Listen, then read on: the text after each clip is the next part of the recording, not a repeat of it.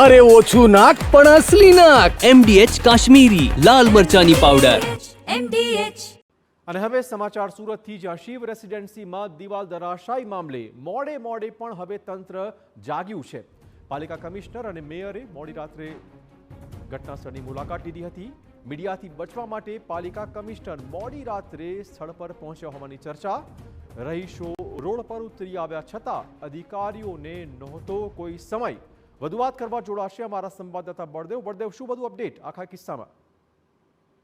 જે રીતે સુરતના જે અલથાણ વિસ્તારની અંદર જે રીતે શિવ રેસિડેન્સીના બાજુમાં જે નવો પ્રોજેક્ટ જે બની રહ્યો હતો અને તે પ્રોજેક્ટની અંદર જે રીતે કમ્પાઉન્ડ જે દિવાલ બનાવવામાં આવી રહી હતી ને તે દરમિયાન શિવ રેસિડેન્સની જે દિવાલ હતી પાર્કિંગને તે ધરાશાયી થઈ હતી અને તેની અંદર આખરે જે રીતે સ્થાનિક લોકોમાં એક રોષ જોવા મળ્યો હતો અને ત્યારબાદ મોડે મહાનગરપાલિકા તંત્ર જાગ્યું હોય તે રીતનું લાગી રહ્યું છે. કારણ કે જે રીતે આખો દિવસ લોકોએ જે વિરોધ કર્યો અને 48 કલાક બાદ મીડિયાથી બચવા માટે ક્યાંક ને ક્યાંક મહાનગરપાલિકાનું જે તંત્ર છે તે મોડી રાત્રે મેયર અને મ્યુનિસિપલ કમિશનર છે તે ઘટના સ્થળે વિઝિટ કરી હતી. કારણ કે રાત્રિના સમયે કોઈ તેમનો જે વિરોધ ન કરે તેને ધ્યાનમાં રાખીને તેમણે મોડી રાત્રે ઘટના સ્થળે વિઝિટ કરી હતી. આખો દિવસ અધિકારીઓને જે છે તે પણ જોવા નતા મળ્યા. કારણ કે જે રીતે શિવ રેસિડેન્સીના લોકો છે આખો દિવસ તડકાની અંદર જે રોડ બ્લોક કરી અને પોતાનો જે વિરોધ દર્શાવ્યો હતો, છતાં પણ જે મહાનગરપાલિકાના એક પણ અધિકારી હતા તે જોવા નતા મળ્યા.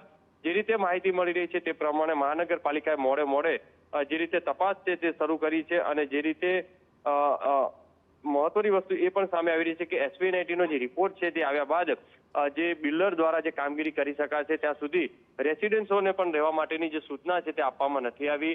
કારણ કે જે સ્ટેબિલિટી રિપોર્ટ છે તે ચકાસવામાં આવશે. કારણ કે 200 થી વધુ જે પરિવારો છે તે શિવ રેસિડેન્સીની અંદર રહે છે અને લોકોમાં પણ એક ભયનો માહોલ છે.